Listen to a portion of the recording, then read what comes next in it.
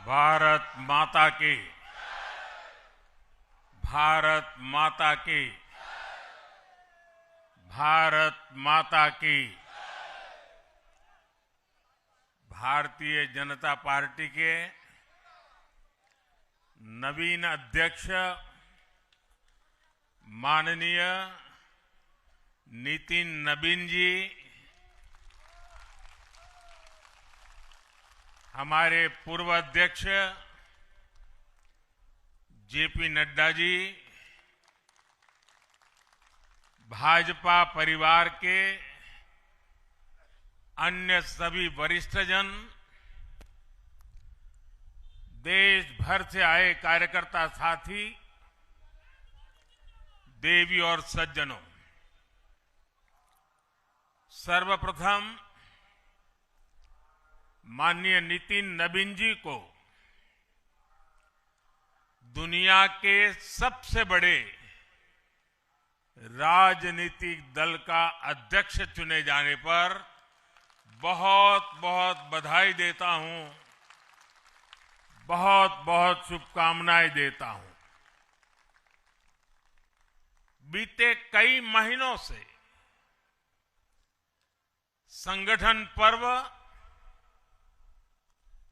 यानी कि पार्टी का छोटी सी इकाई से लेकर के राष्ट्रीय अध्यक्ष चुनने की एक व्यापक प्रक्रिया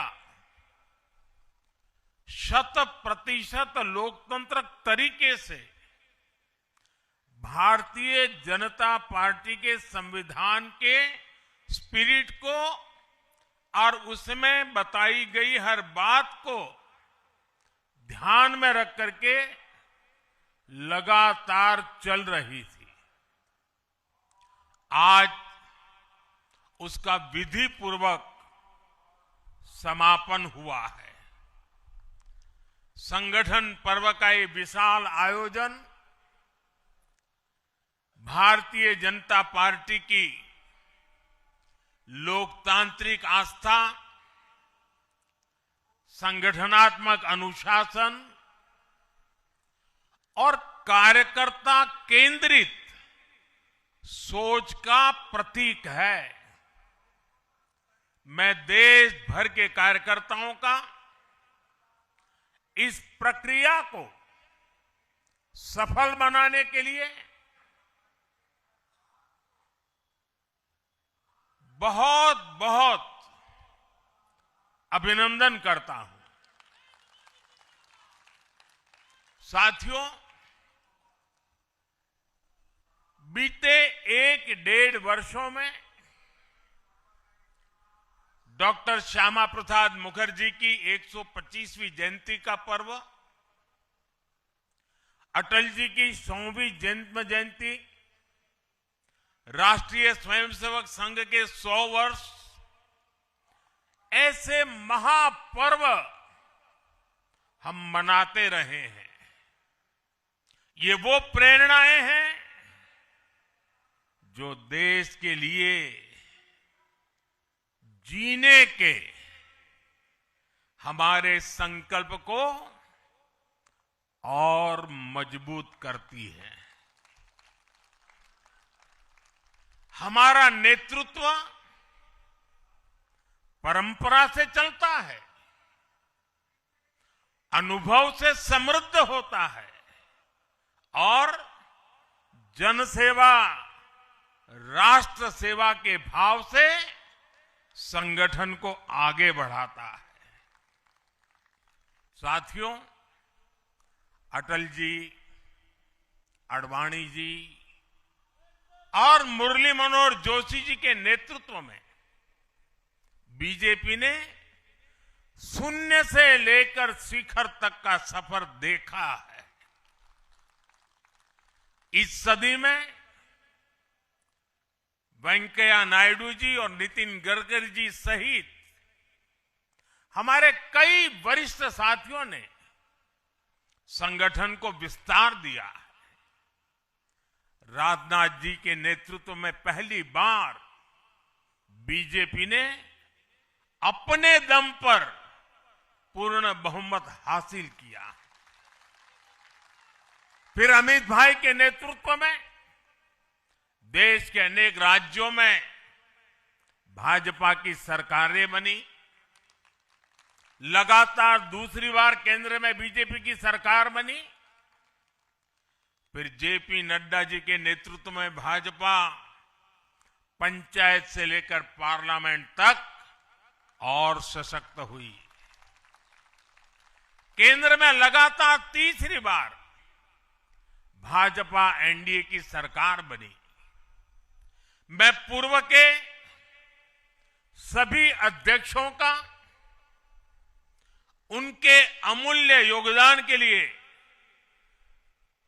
देश के कोटि कोटि कार्यकर्ताओं की तरफ से और मेरी तरफ से बहुत बहुत अभिनंदन करता हूं।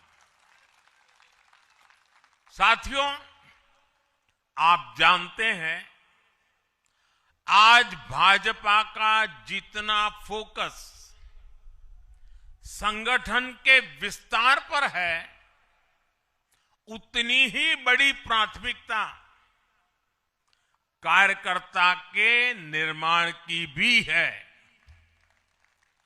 भाजपा एक ऐसी पार्टी है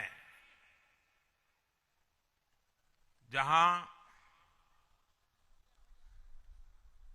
लोगों को लगता होगा कि नरेंद्र मोदी देश के प्रधानमंत्री है, तीसरी बार प्रधानमंत्री बने, 50 साल की छोटी आयु में मुख्यमंत्री बन गए, 25 साल से लगातार हेड ऑफ द गवर्नमेंट रहे हैं। ये सब अपनी जगह पे हैं, लेकिन इन सबसे भी बड़ी चीज मेरे जीवन में है, मैं भारतीय जनता पार्टी का कार्यकर्ता हूं। ये सबसे बड़ा गर्व है। और जब बात पार्टी के विषयों को आती है, तब माननीय नितिन नवीन जी, मैं एक कार्यकर्ता हूं, वे मेरे बॉस हैं।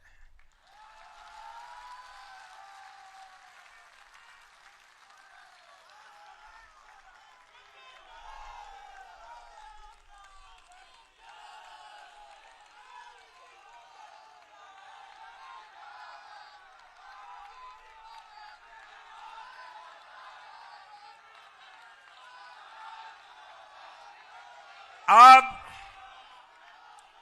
माननीय नितिन नवीन जी हम सभी के अध्यक्ष हैं।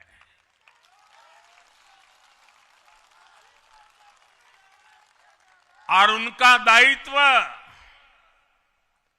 सिर्फ भाजपा को भी संभालना इतना नहीं है, एनडीए के सब साथियों के बीच भी उन्होंने तालमेल का बहुत बड़ा दायित्व भी देखना होता है। साथियों, माननीय नितिन जी के संपर्क में जो भी आया है, वो उनकी सरलता और सहजता की चर्चा जरूर करता है। बीजेपी युवा मोर्चा का दायित्व हो, अलग अलग राज्यों में प्रभारी के रूप में जिम्मेदारी हो, या फिर बिहार सरकार में काम करने का अनुभव हो, नितिन जी ने हमेशा जब जब जो जहां जहां जो जिम्मेवारी मिली, अपने आप को उन्होंने साबित किया है। जिम्मेवारी देने वालों को भी उनके कार्य ने गर्व से भर दिया है। साथियों, ये 21वीं सदी है और देखते ही देखते 21वीं सदी के पहले 25 वर्ष तो पूरे भी हो चुके हैं। आने वाले 25 वर्ष बहुत महत्वपूर्ण है। ये वो कालखंड है जब विकसित भारत का निर्माण होना है और होना तय है।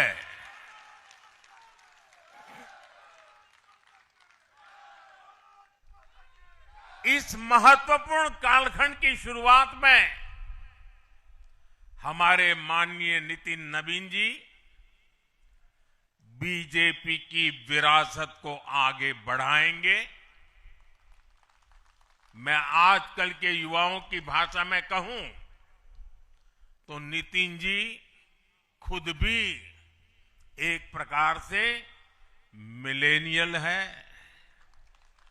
वो उस जनरेशन से हैं जिसने भारत में बड़े आर्थिक, सामाजिक और टेक्नोलॉजिकल परिवर्तन होते देखे हैं। वो उस जनरेशन से हैं जिसने बचपन में रेडियो से सूचनाएं पाई और आज एआई के भी एक्टिव यूजर है। नितिन जी के पास युवा ऊर्जा भी है और संगठन में कार्य का लंबा अनुभव भी है। ये हमारे दल के हर कार्यकर्ता के लिए बहुत उपयोगी होगा। साथियों, इस वर्ष जनसंघ की स्थापना को 75 वर्ष हो रहे हैं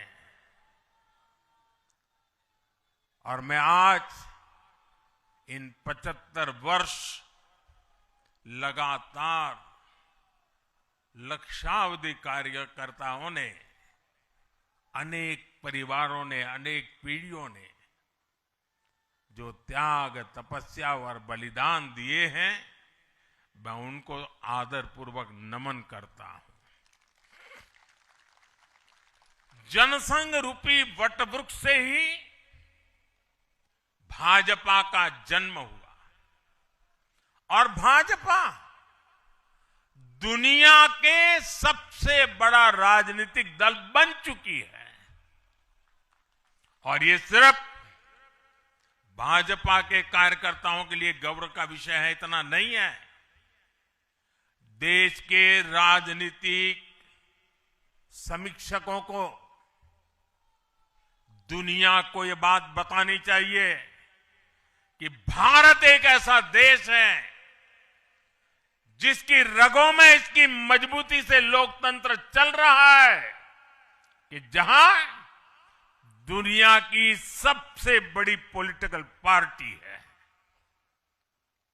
साथियों, बीजेपी एक संस्कार है। बीजेपी एक परिवार है।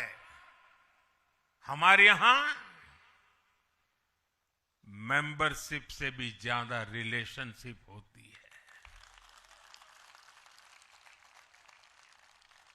बीजेपी एक ऐसी परंपरा है जो पद से नहीं, प्रक्रिया से चलती है। हमारे यहां पदभार एक व्यवस्था है और कार्यभार ये जीवन भर की जिम्मेदारी है। हमारे यहां अध्यक्ष बदलते हैं लेकिन आदर्श नहीं बदलते।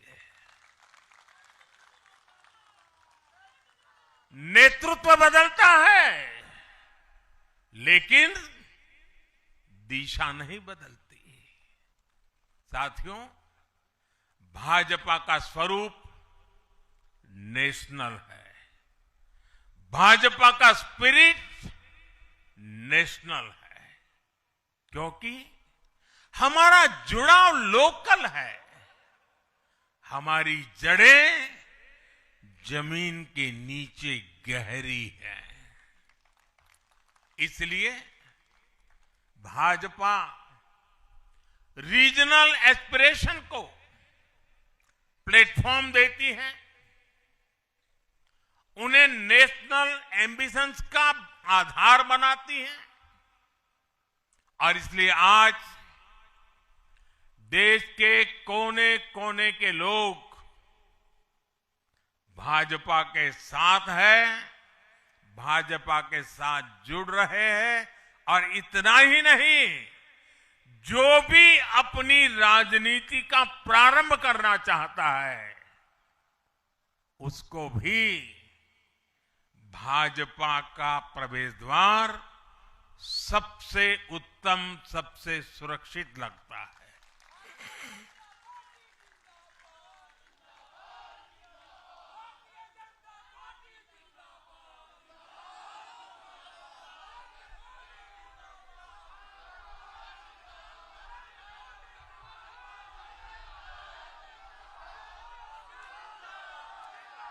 साथियों, जनता जनार्दन की सेवा ये हमारे लिए हमेशा सर्वोपरि रही है। हमने सत्ता को सुख का नहीं बल्कि सेवा का माध्यम बनाया है। इसलिए भाजपा पर जनता का विश्वास निरंतर मजबूत होता गया है। अगर बीते 11 वर्षों की ही बात करें तो भाजपा की यात्रा जन विश्वास अर्जित करने की अद्भुत यात्रा रही है। बीते 11 वर्षों में बीजेपी ने हरियाणा, असम, त्रिपुरा और ओडिशा में पहली बार अपने सामर्थ्य से सरकार बनाई।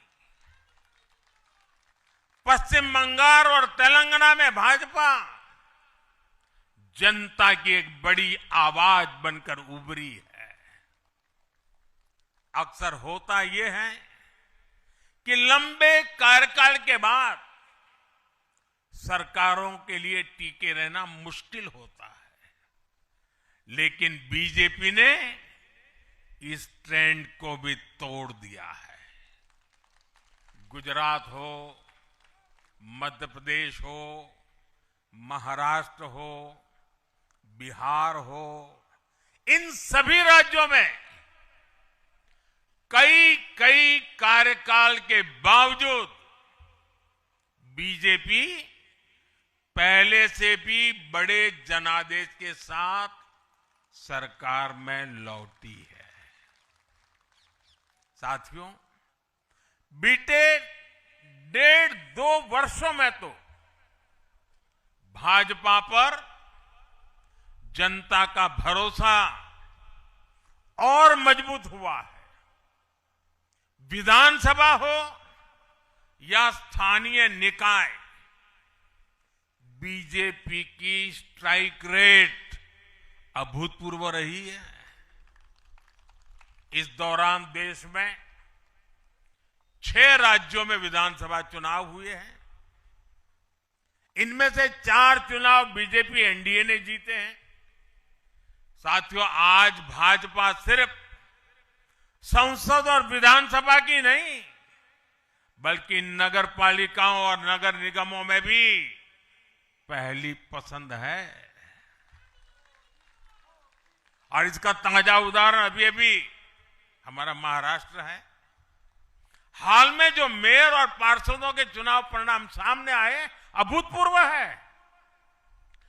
बीजेपी महाराष्ट्र के स्थानीय निकायों में नंबर 1 पार्टी बनी है। कुल 29 में से 25 बड़े शहरों की जनता ने बीजेपी एनडीए को चुना है। कुल जितने पार्षद जीते हैं उनमें से 50% बीजेपी के हैं। ऐसे ही केरला में भी आज बीजेपी के करीब 100 पार्षद हैं।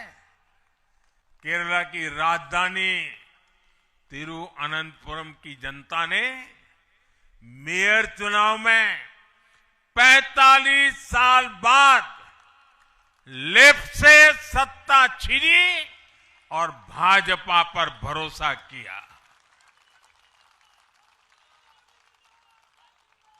मुझे पूरा विश्वास है कि आने वाले विधानसभा चुनावों में भी लोग केरला में बीजेपी को अवसर जरूर देंगे। साथियों, बीजेपी निरंतर जीत रही है, उसका विस्तार हो रहा है। ये निश्चित तौर पर हम सभी के लिए गर्व का विषय है, लेकिन हम ये सभी के लिए बहुत बड़े दायित्व का बोध भी है और दायित्व बोध का समय भी है। कभी भाजपा ने पार्टी विद अ डिफरेंस के रूप में अपनी यात्रा शुरू की थी। आज बीजेपी पार्टी ऑफ गवर्नेंस भी है। देश ने के आजादी के बाद शासन के अलग अलग मॉडल देखे हैं। कांग्रेस के परिवारवाद का मॉडल, लेफ्ट का मॉडल, क्षेत्रीय दलों का मॉडल, अस्थिर सरकारों का दौर, ये सब मॉडल देख चुका है। लेकिन आज देश स्थिरता, सुशासन और संवेदनशीलता वाला भाजपा का विकास मॉडल देख रहा है। साथियों, ये भाजपा ही है जिसने सामाजिक न्याय के नारे को सच्चे स्वरूप में जमीन पर उतारा है। हमने गरीब कल्याण की योजनाओं को सरकारी फाइलों से निकालकर गरीब के घर तक पहुंचाया है। साथियों, मैं आपको कुछ उदाहरण देता हूं। आजादी के 70 वर्ष बाद सिर्फ 3 करोड़ ग्रामीण परिवारों तक ही पाइप से पानी पहुंच पाया था। माताओं बहनों की पीड़ा, पानी के लिए उनके संघर्ष की सूध लेने वाला कोई नहीं था। और मुझे याद है, मैं जब गुजरात में राजनीतिक क्षेत्र में नहीं आया था, सामाजिक जीवन में काम करता था, तो हमारे यहाँ एक धंधुका करके स्थान है, वहां मैं जाता था तो वो मुझे वहां के लोग कहते थे कि आप यहां रात को मत रुकिए और जब भी आपका दौरा हो तो सुबह 10 बजे के बाद आइए। नॉर्मली मेरा नेचर रहता था कि हर नए स्थान पर जात के रात को रुकूं, कार्यकर्ताओं से मिलूं, लेकिन धंधुका वाले मना करते थे। क्यों? वो कहते पानी नहीं है, सुबह हम आपको स्नान करने के लिए पानी नहीं दे पाएंगे। वहां तो कहावत चलती थी कि बेटी को बंदूकें दो लेकिन धंधुके मत दो, यानी उसको बंदूक लगा मार दो लेकिन धंधुके में शादी मत करो। पानी नहीं था। ये दर्द मैंने देखा है।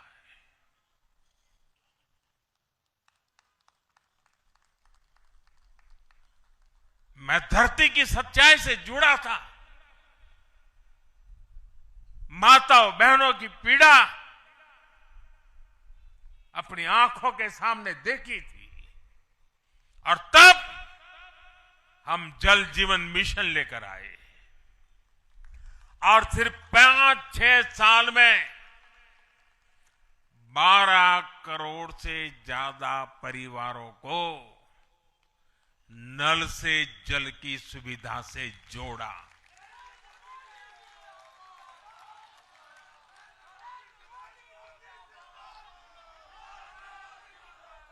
साथियों, ये हमारी सरकार है जिसने धुएं से बीमार होती बहनों की पीड़ा समझी, वरना पहले तो एलपीजी गैस को भी अमीरों का ही सौभाग्य मान लिया गया था।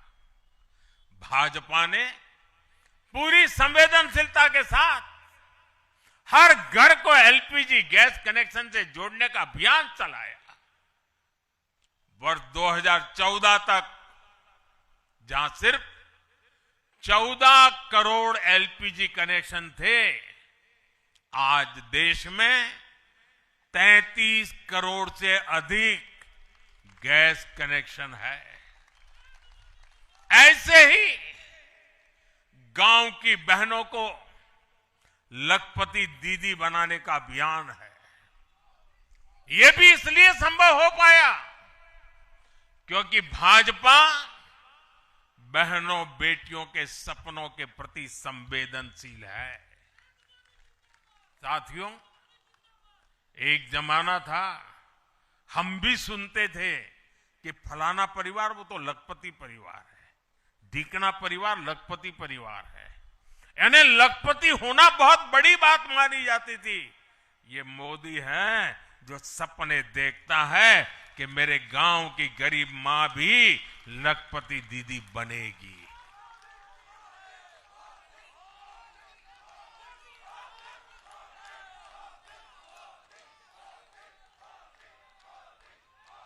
साथियों, दशकों तक आदिवासी समाज को सिर्फ वोट बैंक से जोड़कर देखा गया, लेकिन संवेदनशील भाजपा ने, भाजपा के हमारे संस्कारों ने समाज के प्रति समान भाव की हमारी परंपरा के कारण भाजपा ने आदिवासियों में भी सबसे पिछड़ी जनजातियों की पीड़ा को समझा। उनके विकास के लिए पीएम जनमन योजना बनाई और पीएम जनमन योजना के लाभार्थी इतने बिखरे हुए हैं और एक दो दूर दूर जंगलों में पड़े हैं। उनसे एक म्युनिसिपैलिटी की सीट भी जीती नहीं जा सकती है।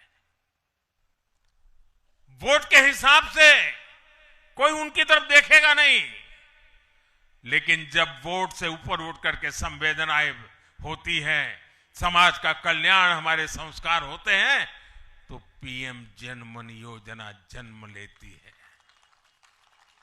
आदिवासियों में भी अति पिछड़ा संख्या में भले ही कम है, लेकिन उनके प्रति हमारी संवेदना में कोई कमी नहीं है। साथियों, हमारा नॉर्थ ईस्ट, वहां वोटर उतने नहीं है, सीट भी उतनी नहीं है, इसलिए कांग्रेस की सरकारों में उन्हें बरसों तक उपेक्षित रखा गया। लेकिन संवेदनशील भाजपा ने नॉर्थ ईस्ट को दिल से भी जोड़ा और दिल्ली से भी जोड़ा। एक और उदाहरण आकांक्षी जिलों का है।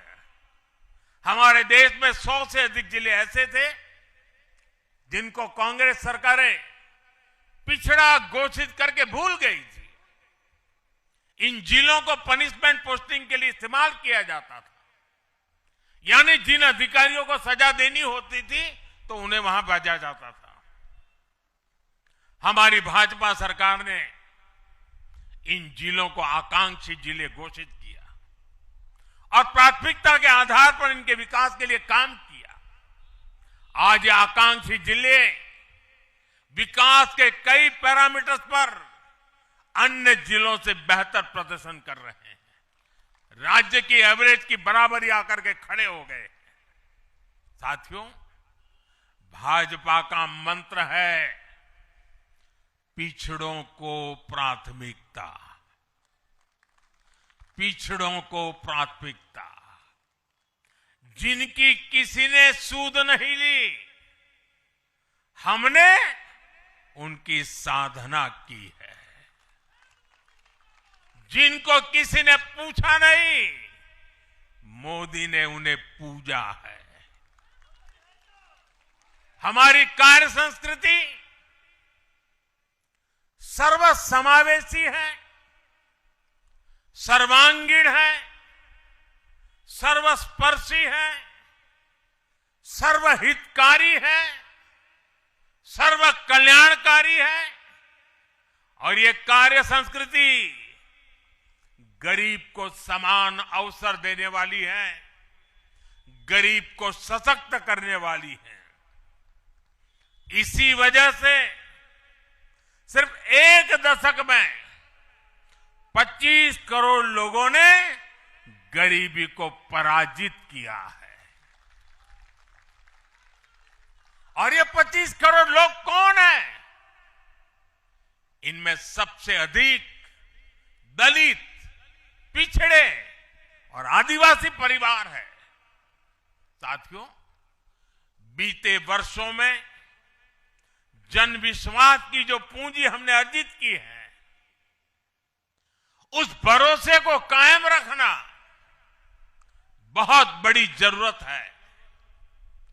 देश की जनता 2047 तक विकसित भारत बनाने के लिए संकल्पित है। इसलिए बीते 11 वर्षों में रिफॉर्म्स की जो यात्रा हमने शुरू की है, वो अब रिफॉर्म एक्सप्रेस बन चुकी है।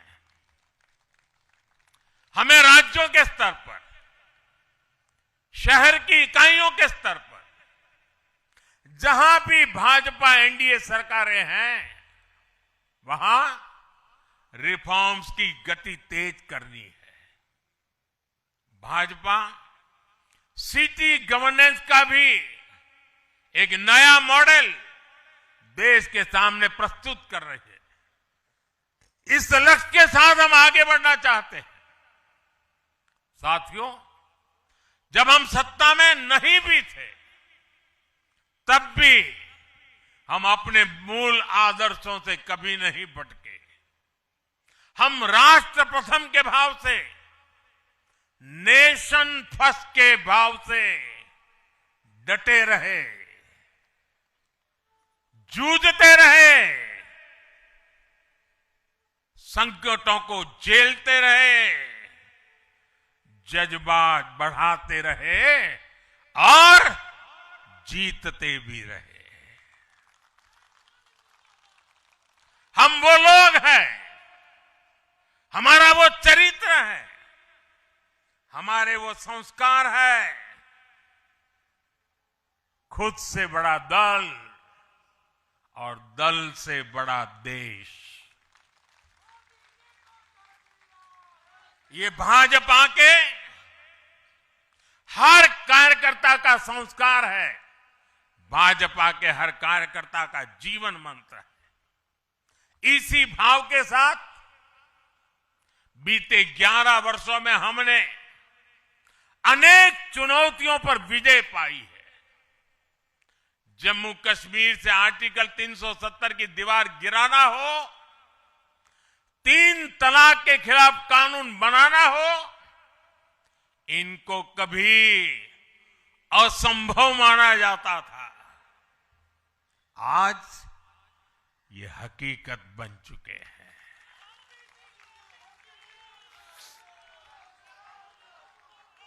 आज देश में माओवादी आतंक भी अपनी अंतिम सांसें गिन रहा है। साथियों, आगे भी हमें हर चुनौती का पूरे सामर्थ्य से सामना करना है। आज देश के सामने एक बहुत बड़ी चुनौती घुसपैठियों की है, आबादी के असंतुलन की है। दुनिया के धनवान देश, समर्थ देश, वे भी अपने देश में जो घुसपैठिए हैं उनकी जांच पड़ताल कर रहे हैं और उनको पकड़ पकड़ करके निकाल रहे हैं और दुनिया उनको पूछती नहीं है कि तुम घुसपैठियों को क्यों निकाल रहे हो। तुम तो लोकतंत्र का झंडा लेकर के घूम रहे थे, तुम तो पूरे दुनिया के नवाब बन के बैठे थे, क्यों निकाल रहे हो। दुनिया में कोई अपने देश में घुसपैठियों को स्वीकार नहीं करता। भारत भी घुसपैठियों को अपने गरीबों, हमारे नौजवानों के हक कभी भी लूटने नहीं दे सकता। घुसपैठिए देश की सुरक्षा के लिए बहुत बड़ा खतरा है। उनकी पहचान करके उन्हें वापस उनके देश भेजना बहुत आवश्यक है।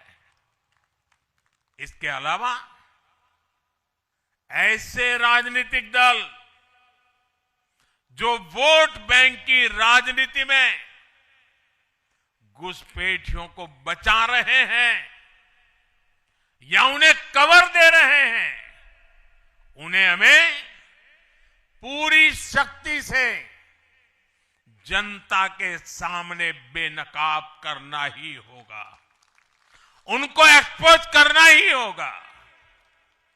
साथियों, एक और बड़ी चुनौती अर्बन नक्सल की भी है। अर्बन नक्सल का दायरा इंटरनेशनल हो रहा है और यहां अर्बन नक्सल की बड़ी चतुराई होती है।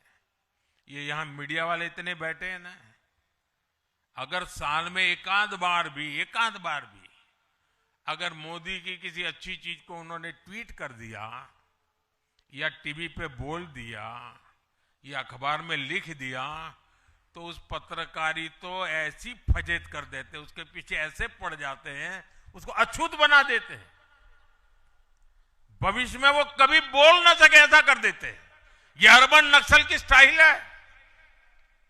हमको भी सालों तक ऐसा अछूत बना के रख दिया पूरे देश में भाजपा को। अब देश समझ गया है अर्बन नक्सलों के कारनामे। भारत को नुकसान पहुंचाने के लिए अर्बन नक्सली लगातार कोशिशें कर रहे हैं, साजिशें कर रहे हैं। अर्बन नक्सलियों के इस गठजोड़ को हमें संगठन की ताकत से, वैचारिक ताकत से और हमारे परिणामकारी इतिहास को बुलंदी दे करके उनको परास्त करना है, उनको तोड़ना है। साथियों, देश के लिए परिवारवाद बहुत बड़ा अभिशाप है। और जब मैं परिवारवाद की बात करता हूं तो अर्बन नक्सल मैदान में आ जाते हैं। वो मुझे कहते हैं फलाने के बेटा, डिकना का बेटा, वो बात को डाइवर्ट करते हैं। किसी के बेटे की प्रतिभा का हम विरोधी नहीं है, किसी की बेटी की प्रतिभा का हम विरोधी नहीं है, लेकिन दुर्भाग्य से कांग्रेस और देश के अनेक क्षेत्रीय राजनीतिक दलों पर आज अलग अलग परिवारों का कब्जा हो गया है। पार्टी का जन्म किसी परिवार ने किया, पार्टी में लगातार एक के बाद एक उनके परिवार के ही अध्यक्ष होते हैं। पार्टी की पूरी निर्णय प्रक्रिया उस परिवार के हाथ में होती है। पार्टी का कोई भी कार्यकर्ता हो, उसको विचार से लेना देना नहीं, उनको उस परिवार से समर्पित रहना पड़ता है। ये परिवारवाद खतरनाक है, ये लोकतंत्र का दुश्मन है और ये परिवारवादी राजनीति ने देश के नौजवानों के लिए दरवाजे बंद कर दिए हैं। उनके आगे आने के सारे मौके खत्म कर दिए हैं। और इसलिए देश के इन युवाओं को अवसर मिलने ही चाहिए जो राजनीति के माध्यम से नए समाधान देने के लिए आगे आना चाहते हैं।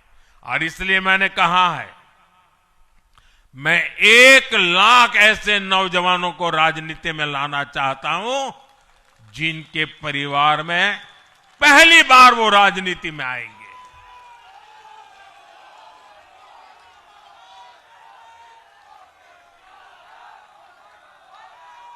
साथियों, अपने इन प्रयासों के बीच हमें हर उस बुराई से दूर रहना है। और ये बात मैं जरा गंभीरता से बताना चाहता हूं। जनता हमें आशीर्वाद दे रही है, निरंतर आशीर्वाद दे रही है। हम जो कुछ भी है जनता जनार्दन के आशीर्वाद के कारण है। हम जो कुछ भी हैं मेहनत कश समर्पित कार्यकर्ताओं के परिश्रम के कारण है। और इसलिए जब इतने बढ़ रहे हैं, इतना सम्मान मिल रहा है, इतनी स्वीकृति मिल रही है, तब हमारा दायित्व अनेक गुना बढ़ जाता है। और पल पल हमें सोचना चाहिए वो कौन से कारण हैं जिसने कांग्रेस पार्टी को बर्बाद कर दिया। वो कौन सी बुराइयां कांग्रेस में घुस गई जो आज कांग्रेस को तबाही के कगार पर लाकर के खड़ा कर दिया। हमें उन सारी बुराइयों से बचना है। ये बुराइयां किसी भी सूरत में हमारे भीतर नहीं आनी चाहिए। हमें इससे बच के रहना है। और जहां जहां हम बच के रहते हैं, हमें कोई मुकाबला नहीं कर पाता है। साथियों, आज देश को याद भी नहीं होगा कि 1984 में 1984 में कांग्रेस को 400 से अधिक सीटें मिली थी, नेहरू जी के जमाने से भी ज्यादा। और देश ने करीब करीब 50% वोट दिया था कांग्रेस को। लेकिन आज कांग्रेस 100 सीटों के लिए तरस गई है। कांग्रेस अपने इस घनघोर पतन की कभी समीक्षा नहीं करती, क्योंकि अगर समीक्षा करेंगे, ये पतन के कारणों की ओर जाएंगे, तो फिर उसी परिवार पर सवाल उठेंगे। जिस परिवार ने कांग्रेस पर कब्जा करके रखा है और इसलिए बहाने ढूंढते रहते हैं। पतन की तरफ सही कारण ढूंढने की हिम्मत तक खो चुके हैं वो लोग। साथियों, दूसरी तरफ भाजपा है। हम हार और जीत के बाद समीक्षा करते हैं। मैं आपको फिर महाराष्ट्र चुनाव का नतीजों का उदाहरण दूंगा। महाराष्ट्र में हम निकाय चुनाव जीतने के बाद जश्न में डूबे नहीं, बल्कि मैं तो अभी पढ़ रहा था कि उसी दिन से हमारे महाराष्ट्र के कार्यकर्ता आने वाले पंचायत के चुनावों की तैयारियों के लिए बैठक शुरू कर दी थी। मुझे याद है 2002 में हमने भव्य विजय प्राप्त किया गुजरात में। चारों तरफ आनंद उत्सव का माहौल था। देश भरिया का मीडिया भी वहां मौजूद था। अर्बन नक्सल तो बड़ी संख्या में आए थे। वो बेचारे मेरे पराजय का जश्न मनाना चाहते थे, तो वो ढूंढ रहे थे सारी चीजें। और मैं एक मीटिंग में बैठा था, तो उनको बड़ा आश्चर्य हुआ कि इतना जलसा चल रहा है और ये कैसा मुख्यमंत्री है जो आज चुनाव नतीजे आए हैं और बैठा है। और मैं क्या कर रहा था, मैं कार्यालय में मीटिंग ले रहा था और मैंने पूछा, अच्छा बताओ भाई इतनी हार क्यों गए। ये भाजपा है जो जीत का जश्न मनाते समय भी अपनी कमियों की लगातार समीक्षा करता है और कमियों से उभरने के लिए हर समय का उपयोग करता है। लोकतंत्र में इसी स्वस्थ परंपरा को, इसी डेडिकेशन को हम सब कार्यकर्ताओं की जिम्मेवारी है, हमें आगे बढ़ाना है। हमें ध्यान रखना है कि जो कांग्रेस की बुराइयों से बचेगा वही देश में आगे बढ़ेगा। साथियों, आज भाजपा परिवार को अपना नया मुखिया मिला है, ऊर्जावान मुखिया मिला है, अनुभवी मुखिया मिला है और भाजपा परिवार की हमारी ताकत हर कार्यकर्ता का परिश्रम है, उसकी सामूहिक चेतना है। बूथ पर जो हमारा कार्यकर्ता पूरे साल भर जुटा रहता है, वो ही हमारी सच्ची ताकत है।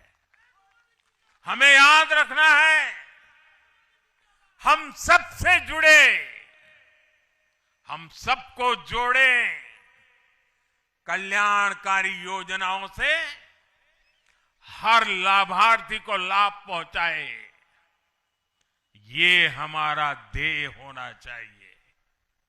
इसी आग्रह के साथ माननीय नितिन नवीन जी को,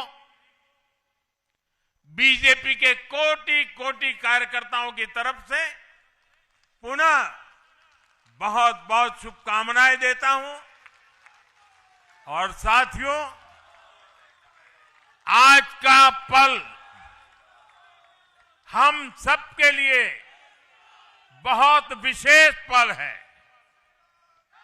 हमारे राष्ट्रीय अध्यक्ष जी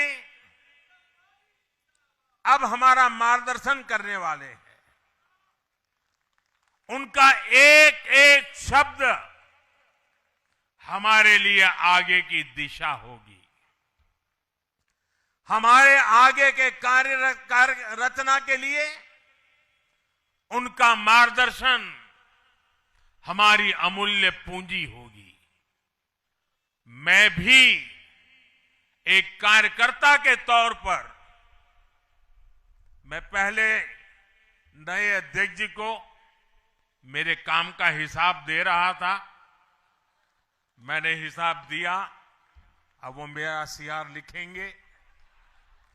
लेकिन अब मेरे आगे के काम के लिए मैं उनके मार्गदर्शन की प्रतीक्षा कर रहा हूं। मैं उनको सुनने के लिए बहुत ही उत्सुक हूं, आतुर हूं। फिर एक बार बहुत बहुत धन्यवाद।